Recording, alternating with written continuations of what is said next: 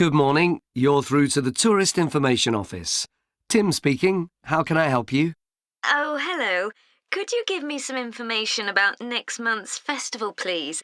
My family and I will be staying in the town that week. Of course. Well, it starts with a concert on the afternoon of the 17th. Oh, I heard about that. The orchestra and singers come from the USA, don't they? They're from Canada. They're very popular over there. They're going to perform a number of well-known pieces that will appeal to children as well as adults. That sounds good. My whole family are interested in music. The next day, the 18th, there's a performance by a ballet company called Eustatis. Sorry? The name is spelt E-U-S-T-A-T-I-S.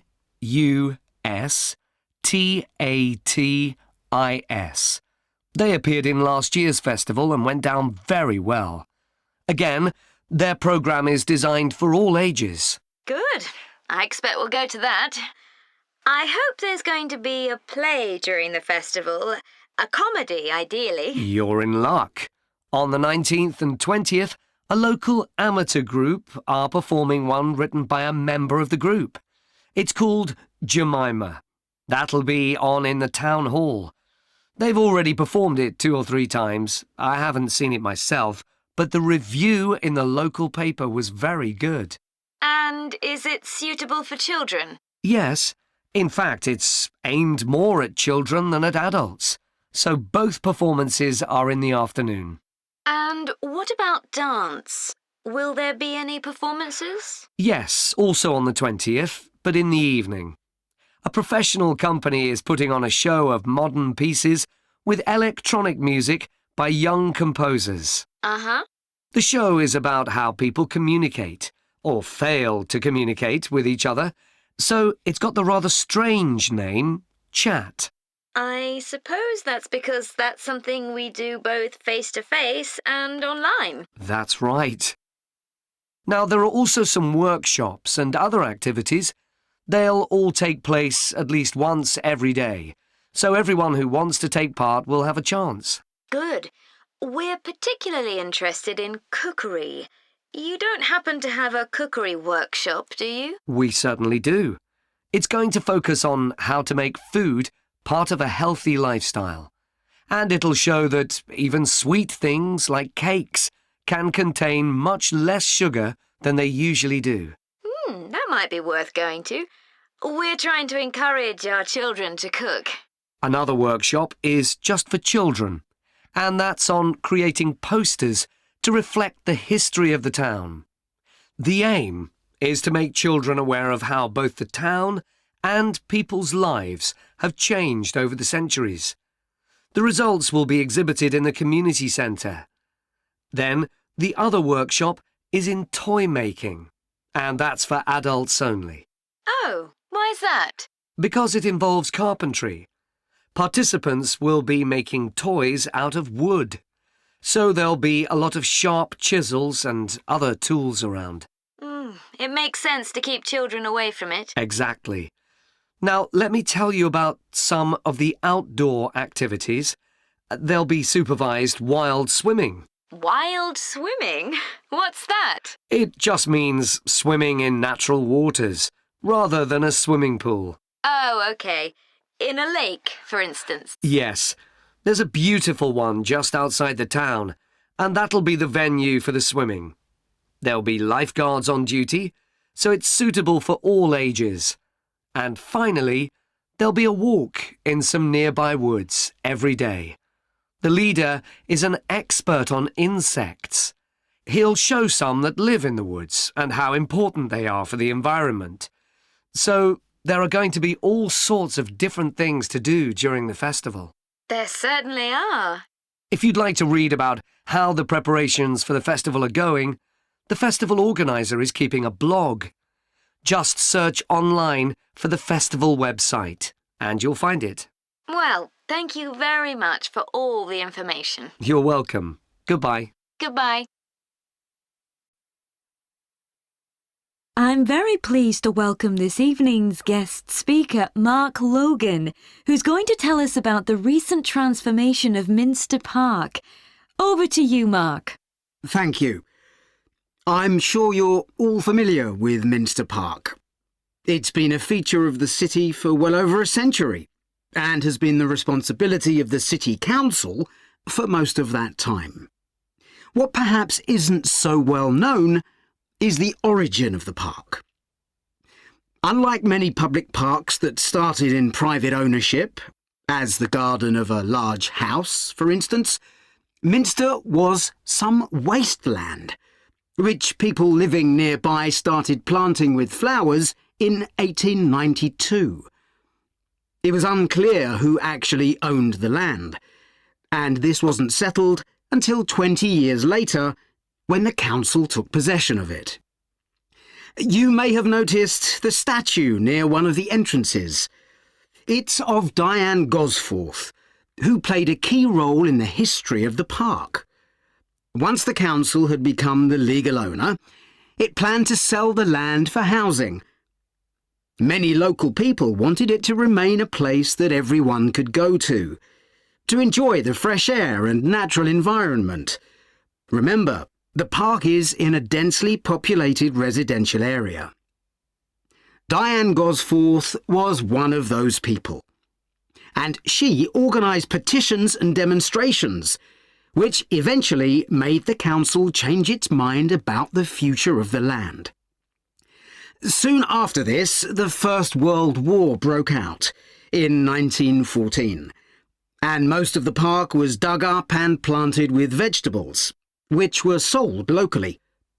At one stage, the army considered taking it over for troop exercises, and got as far as contacting the city council, then decided the park was too small to be of use. There were occasional public meetings during the war, in an area that had been retained as grass. After the war, the park was turned back more or less to how it had been before 1914, and continued almost unchanged until recently. Plans for transforming it were drawn up at various times, most recently in 2013, though they were revised in 2015 before any work had started. The changes finally got going in 2016 and were finished on schedule last year. OK, let me tell you about some of the changes that have been made and some things that have been retained.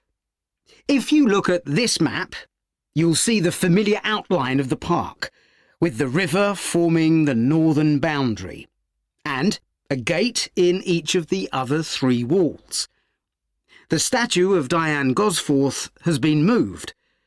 It used to be close to the south gate, but it's now immediately to the north of the lily pond, almost in the centre of the park, which makes it much more visible. There's a new area of wooden sculptures, which are on the riverbank, where the path from the east gate makes a sharp bend. There are 2 areas that are particularly intended for children. The playground has been enlarged and improved, and that's between the river and the path that leads from the pond to the river. Then there's a new maze, a circular series of paths separated by low hedges. That's near the west gate. You go north from there towards the river and then turn left to reach it. There have been tennis courts in the park for many years, and they've been doubled, from 4 to 8. They're still in the southwest corner of the park, where there's a right-angle bend in the path. Something else I'd like to mention is the new fitness area. This is right next to the lily pond on the same side as the west gate. Now, as you're all gardeners, I'm sure you'll like to hear about the plants that have been chosen for the park. OK, Graham, so let's check we both know what we're supposed to be doing. OK. So, for the university's open day, we have to plan a display on British life and literature in the mid-19th century. That's right. But we'll have some people to help us find the materials and set it up, remember? For the moment, we just need to plan it. Good. So, have you gathered who's expected to come and see the display? Is it for the people studying English or students from other departments? I'm not clear about it. Nor me. That was how it used to be, but it didn't attract many people, so this year it's going to be part of an open day to raise the university's profile. It'll be publicised in the city to encourage people to come and find out something of what goes on here, and it's included in the information that's sent to people who are considering applying to study here next year. Presumably, some current students and lecturers will come? I would imagine so. But we've been told to concentrate on the other categories of people. Right. We don't have to cover the whole range of 19th century literature, do we? No, it's entirely up to us. I suggest just using Charles Dickens. That's a good idea. Most people have heard of him and have probably read some of his novels or seen films based on them. So that's a good lead-in to life in his time. Exactly. And his novels show the awful conditions that most people had to live in, don't they? He wanted to shock people into doing something about it. Did he do any campaigning other than writing? Yes, he campaigned for education and other social reforms and gave talks. But I'm inclined to ignore that and focus on the novels. Yes, I agree. OK, so now shall we think about a topic linked to each novel? Yes, I've printed out a list of Dickens's novels in the order they were published, in the hope you'd agree to focus on him. You're lucky I did agree. Let's have a look. OK, the first was The Pickwick Papers, published in 1836. It was very successful when it came out, wasn't it? And was adapted for the theatre straight away. There's an interesting point, though, that there's a character who keeps falling asleep, and that medical condition was named after the book, Pickwickian syndrome. Oh, so why don't we use that as the topic and include some quotations from the novel? Right. Next is Oliver Twist. Mm-hmm. There's a lot in the novel about poverty, but maybe something less obvious. Well, Oliver is taught how to steal, isn't he? We could use that to illustrate the fact that very few children went to school, particularly not poor children, so they learnt in other ways. Good idea. What's next? Maybe Nicholas Nickleby? Actually, he taught in a really cruel school, didn't he? That's right. But there's also the company of touring actors that Nicholas joins. We could do something on theatres and other amusements of the time. We don't want only the bad things, do we? OK. What about Martin Chuzzlewit? He goes to the USA, doesn't he? Yes. And Dickens himself had been there a year before and drew on his experience there in the novel. I wonder, though. The main theme is selfishness. So we could do something on social justice? No, too general. Let's keep to your idea. I think it would work well. He wrote Bleak House next. That's my favourite of his novels. Yes, mine too. Oh, His satire of the legal system is pretty powerful. that's true. But think about Esther, the heroine. As a child, she lives with someone she doesn't know is her aunt, who treats her very badly. Then she's very happy living with her guardian, and he puts her in charge of the household. And at the end, she gets married, and her guardian gives her and her husband a house, where, of course, they're very happy. Yes, I like that. What shall we take next? Little Dorrit? Old Mr. Dorrit has been in a debtor's prison for years. So was Dickens's father, wasn't he? That's right. What about focusing on the part when Mr. Dorrit inherits a fortune and he starts pretending he's always been rich? Good idea. OK. So next we need to think about what materials we want to illustrate each issue. That's going to be quite hard. I'm going to report on a case study of a programme which has been set up to help rural populations in Mozambique, a largely agricultural country in Southeast Africa. The programme worked with 3 communities in Chikwalakwala district, near the Limpopo River. This is a dry and arid region with unpredictable rainfall. Because of this, people in the area were unable to support themselves through agriculture, and instead they used the forest as a means of providing themselves with an income, mainly by selling charcoal. However, this was not a sustainable way of living in the long term, as they were rapidly using up this resource. To support agriculture in this dry region, the programme focused primarily on making use of existing water resources from the Limpopo River by setting up systems of irrigation, which would provide a dependable water supply for crops and animals. The programme worked closely with the district government in order to find the best way of implementing this. The region already had one farmers' association, and it was decided to set up 2 more of these. These associations planned and carried out activities including water management, livestock breeding and agriculture, and it was notable that in general women formed the majority of the workforce. It was decided that in order to keep the crops safe from animals, both wild and domestic, special areas should be fenced off where the crops could be grown. The community was responsible for creating these fences, but the programme provided the necessary wire for making them. Once the area had been fenced off, it could be cultivated. The land was dug so that vegetables and cereals appropriate to the climate could be grown, and the programme provided the necessary seeds for this. The programme also provided pumps so that water could be brought from the river in pipes to the fields. However, the labour was all provided by local people, and they also provided and put up the posts that supported the fences around the fields.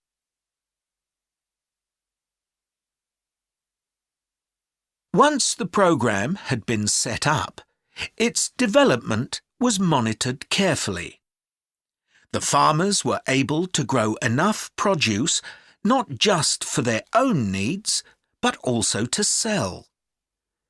However, getting the produce to places where it could be marketed was sometimes a problem, as the farmers did not have access to transport, and this resulted in large amounts of produce, especially vegetables, being spoiled. This problem was discussed with the farmers' associations, and it was decided that in order to prevent food from being spoiled, the farmers needed to learn techniques for its preservation. There was also an additional initiative that had not been originally planned, but which became a central feature of the programme. This was when farmers started to dig holes for tanks in the fenced-off areas, and to fill these with water and use them for breeding fish, an important source of protein. After a time, another suggestion was made by local people which hadn't been part of the programme's original proposal, but which was also adopted later on. They decided to try setting up colonies of bees, which would provide honey both for their own consumption and to sell. So, what lessons can be learned from this programme? First of all, it tells us that in dry, arid regions, if there is access to a reliable source of water, there is great potential for the development of agriculture. In Chiqualaquala, there was a marked improvement in agricultural production, which improved food security and benefited local people by providing them with both food and income.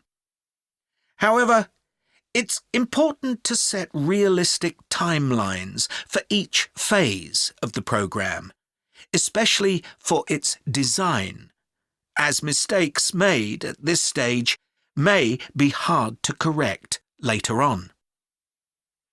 The programme demonstrates that sustainable development is possible in areas where there is